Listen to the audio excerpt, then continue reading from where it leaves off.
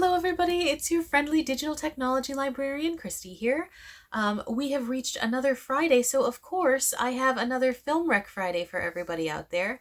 And I don't know if you're anything like me, but if you are, for the last couple of weeks, you have also been following the Olympics pretty avidly. This I always find very odd about myself, considering I am 100% not a sports person. I was never involved heavily in sports. I don't regularly watch sports, but there's something about the Olympics that really speaks to me. And I think it's just one of those things. And so, in keeping with that spirit, I wanted to focus in on collecting a list of summer sports movies.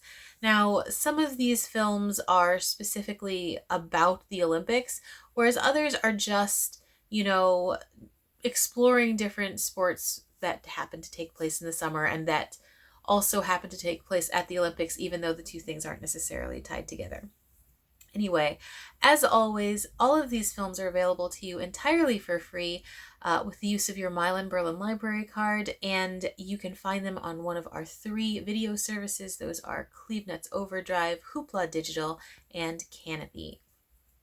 Today's picks actually happen to be entirely from Hoopla and from Canopy, but there are still tons of great sports movies on Clevenuts Overdrive, so don't forget to check there as well if you are looking for more titles.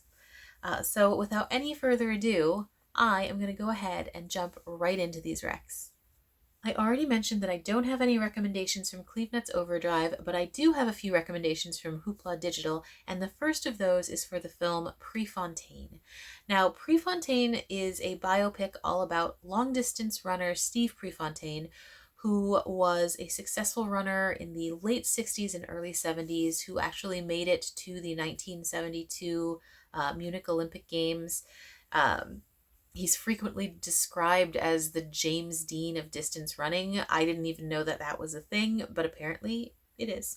And anyway, this particular film sort of traces his journey as a very young athlete through his times of success. The title role is played by Jared Leto. Leto, I know, is quite a polarizing figure. He has played roles that he gets massive credit and acclaim for. He's won an Oscar, but then he also has played roles that he gets a ton of critiques for. His take on the Joker and Suicide Squad is the first thing that comes to mind, but there have been many other roles. Now, Prefontaine was released in 1997, so his acting style was much closer to that of his My So-Called Life days, which he was really young at the time, so I don't know that he was like a fully developed performer, but I've got to say, he does a really excellent job playing Prefontaine. I mean, perhaps the role is just much closer to him in real life, or it's much closer to his regular wheelhouse of performance style, but you feel like he was very immersed in the role, that all of the frustrations you would have as a young athlete, the concerns, edging into a sport that is heading towards the Olympics, all of these sort of worries, all of that anxiety, I think he embodies it well, along with definitely embodying this kind of playboy style character as well. Not playboy, but he's confident. He knows he has to be confident and able in order to sort of promote himself. Prefontaine was this little guy who had trouble with competing in a lot of other sports. He was just not built in a way that he could be a really solid American football player or play other sports that you're traditionally a larger build in, but he found a ton of success within long distance running. He was breaking records. I think he won 3 national titles. He was in line to be the best ever, the GOAT for distance running. And the movie does an exceptional job of following the entire trajectory of his path. This is not a spoiler, I don't think, because he's a real person in history, so you know what his life trajectory is. He does. The movie does cover his death, which happened very early on in his career. So we see essentially beginning to end, and it's a very full picture. Like, you cover a lot of things. Since he did go to the 1972 Munich Olympic Games, it covers the situation that happened in the 72 Olympics, and it manages to cover it quite sensitively. It would be very easy to accidentally become exploitative, and it doesn't. I think that's one of those things that covering the Munich plot is kind of a double-edged sword. It adds a ton of drama to any story, obviously, but you don't want to make it feel like your film is taking advantage of that situation, and it doesn't. It does do a good job of really focusing in on Prefontaine's reaction to the situation, which is what this movie is all about. Like, it doesn't suddenly veer off into like this sort of creepy meta melodrama-y thing. It doesn't do that. So I would say, if you're looking for something that has a really solid primary character performance at the center of it, and seriously, Leto does a good job of holding up the entire film. It really is his movie. If you're looking for something that covers a really interesting period of American and sports history in general, or if you're looking for something that has an exceptional production value, because man, it feels like you're in the late 60s and 70s in this movie. They do, the costumers, the set designers, I mean, you are in that era. So if you like production design, especially period production design, this is like exceptionally well done. So if those things are of interest to you, make sure you check out Prefontaine. Steve Prefontaine's life has been adapted into many different films and books and documentaries, but I do think this one is very good at grabbing you and bringing you into the situation. So like I said, check out Prefontaine, available on Hoopla Digital. Okay, very, very quickly, I want to mention a documentary that's available on Hoopla. I am not a sports ball person. I have never been like an avid watcher of pretty much anything athletic wise, but I do love a baseball documentary or film. And Knuckleball is really, really fascinating. Basic premise is that this documentary is really zeroing in on the last two big knuckleball pitchers in the major leagues, Tim Wakefield and R.A. Dickey. And it just sort of traces like the history of different kinds of pitches, particularly the knuckleball. But it does a nice job of sort of placing these very specific pitches in sports history. And I find things like that fascinating.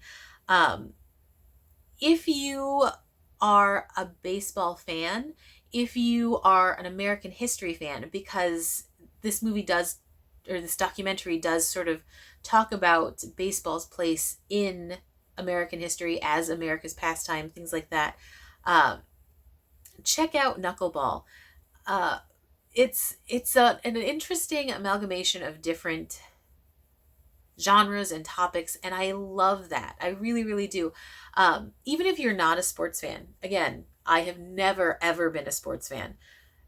It's really easy to fall into this documentary just because it brings so much history and so much Americana into the plotline itself. So again, Knuckleball, excellent, really quick recommendation if you are looking for a good quick watch, either as a baseball fan or as an American history fan. So for the last couple of weeks, of all the events that I've really been following, I have been insanely invested in watching the skateboarding events. Now, I've never stepped on a skateboard. I don't think that I ever will. But there's just something about the courage of the competitors, flipping yourself around on this teeny tiny board with wheels, the confidence that they exude. There's something so cool about it. And watching the events really reminded me of this documentary I watched a few years ago called Learning to Skateboard in a Warzone If You're a Girl. Now, this particular documentary is incredible. It follows a group of very, very young girls in Afghanistan who are learning to read, who are learning to write, and who are also, in conjunction, learning how to skateboard. Um, Now, this is a culture where a culture and religious norm would keep a lot of these young women from participating in any sports, let alone something like skateboarding. And, throw on top of that concerns of of warfare, and you have a generation that is super isolated, that is pushed not to do a lot of physically demanding things like no athletics, things like that. And seeing these young women like blossom and become confident and excited and are willing to approach every day, as something that they can, conquer. It's so uplifting and so incredibly inspiring. I absolutely love this documentary. It's essentially a love letter to um, these this little group of young women who are willing to challenge a lot of these norms that they're being, that they're facing every single day. Um, This is directed by Carol Dissinger, and it's actually an Academy Award winner. It's super short. It's 40 minutes long, so it's not a long watch at all. It won the Academy Award for short as well. So, it's definitely got a good pedigree to it. But even without those little extras, I didn't have any clue that it had any of that sort of background whatsoever when I watched it. I just knew on screen these young girls were so much braver and so much more interesting than I will ever hope to be. Um, and it does such a good job of showing their individual characters. Like you root for them. You want them to find success. You're happy every time they land a trick, and you want to applaud every time they get up after a fall. It's super heartwarming. I'm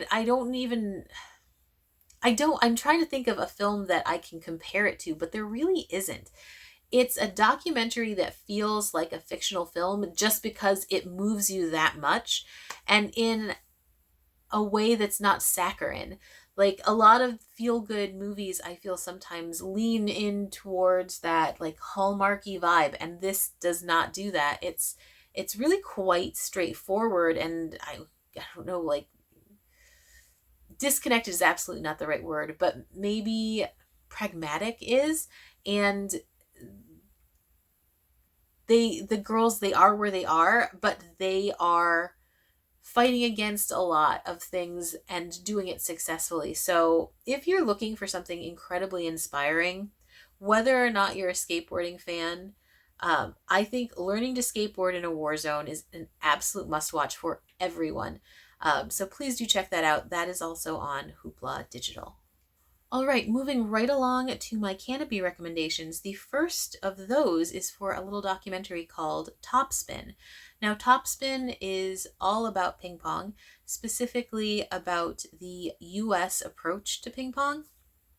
If you've been following the Olympics and its ping pong events, it's generally dominated by China and a handful of other East Asian countries. We don't see a huge amount of coverage for the US team, but this documentary is really interesting in that it follows four rising stars of the US team's ping pong world.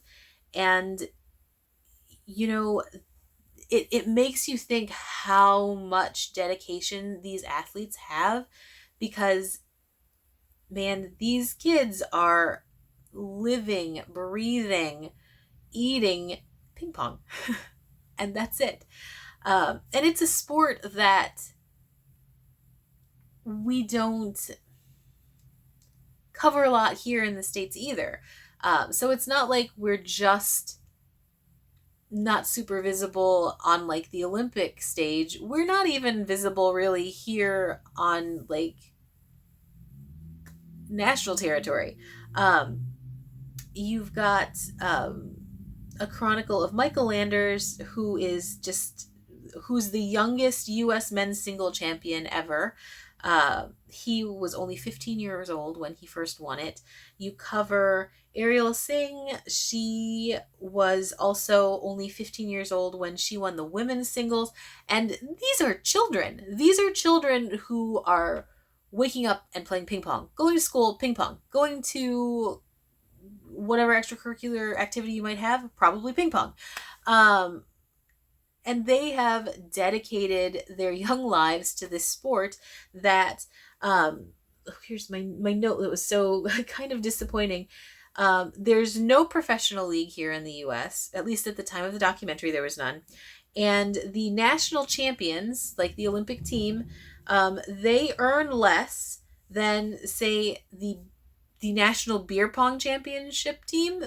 That's amazing. One, I did not know that there was a beer pong championship, but that's an entirely different story. But so these kids are not the ones driven by the desire for fame or acclaim on a massive level. I mean, they don't necessarily think they're going to end up on a Wheaties box. They're just kids who have found this niche sport,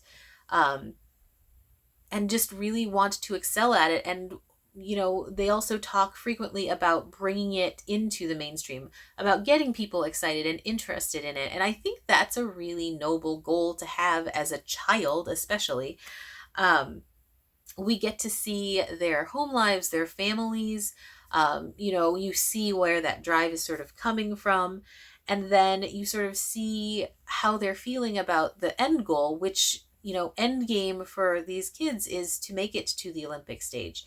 So I really enjoyed this one. I thought it was oddly dramatic in places, just because I don't necessarily think of ping pong and drama as going together, but you definitely are rooting for these kids. You are definitely engaged in the actual sporting aspect of it. You watch them train, or at least I watched them train and was absolutely amazed by the speed with which they're able to fling this teeny tiny plastic ball across the table, and the accuracy which is required. I mean, it's not like tennis or anything. I mean, like, it's on such a miniaturized tennis scale that I can't even imagine the sort of hairline skills that you'd need to be able to place things where you want them to go. And it's just really so impressive to watch. So this one works really well on a ton of different levels. So if you are interested in ping pong at all, definitely watch this. If you're looking for something that is 100% inspiring as well, definitely check out Topspin. Or if you're just looking for something that has some really well filmed action sequences, like I said, like the shots of how specific they have to be with the placement of that ping pong ball on that table, so impressive. So yeah, check out Topspin, available on Canopy. You won't regret it. Excellent documentary. Now, I know traditional gymnastics has been getting a ton of coverage. It's been all we've seen on the headlines for the last couple of weeks, primarily because of everything that's been going on with the U.S. women's team. But one of the events that I've actually really, really always looked forward to, as far as the Olympics goes, has been the rhythmic gymnastics events. I love watching them dance with the ribbon, with the little ball, and like, I've just always been fascinated because it's so pretty. It's just like such a pretty sport to watch. And so when I heard that there's a documentary about it, I absolutely had to watch it. And let me tell you, Over the Limit is so engrossing. You absolutely have to watch it. especially if you have any interest whatsoever in the rhythmic gymnastics events, this will make you look at things in such a totally different way. So, like I mentioned, I've always found the rhythmic gymnastics events to be absolutely beautiful, like very balletic. It's very much like dance. It's just beautiful and fluid, and obviously it takes a huge amount of athleticism. But when you see all of the behind the scenes things going on, it's insane. So Over the Limit is this sort of look at the really heavy, dark world behind all of the prettiness of rhythmic gymnastics, and it focuses in on Russian gymnasts, and it's it's an incredibly engrossing documentary, and it's hard to watch in places because you see these young women doing these delicate and beautiful movements, and then you see like the heavy intensity behind all of that, and you see moments of pure anguish happening too, like teeny tiny flaws in a performance that will bring like the emotions just crashing down on these women. Like it's it's so up and down, and there's so much upheaval and like pain and going on that it does become hard to witness. But I think it becomes a really full documentary because you see what it takes to become like an Olympic level rhythmic gymnast. Like just because they're not doing like crazy spins and like vaulting over with aerials all over the place doesn't make it less impressive and less challenging. It really does sort of open you up to everything that's going on. And I absolutely loved it. It's, like I said, it focuses in on a Russian gymnast in particular. So, we don't know if that's what goes on with like other teams, like the American team or the French team or the Canadian team. But I think you're able to see what that kind of level of competition would do to any young person. And it's definitely one that brings out some serious sympathy and empathy in us. So yeah, if you have any interest whatsoever in rhythmic gymnastics, if you're interested in behind the scenes looks at different elements that you maybe aren't super familiar with as well, and please, please, please check out Over the Limit. It is an absolutely fascinating watch and a really engrossing one at that. So again, Over the Limit, available on Canopy. So that was my last recommendation for this week. If you have any recommendations for summer sporting movies that you think that we should be watching, please, please, please feel free to comment below. If you have any recommendations for future themes, definitely let me know about that. I'm always looking for theme recommendations. If none of these particular recs spoke to you, please make sure you do check out our 3 video services, CleveNet's Overdrive, Hoopla Digital, and Canopy. There are so many movies on there. You 100% will be able to find something that does interest you. But with that, I am going to close out this episode. As always, thank you for joining me this week, and I will see you next time. Bye!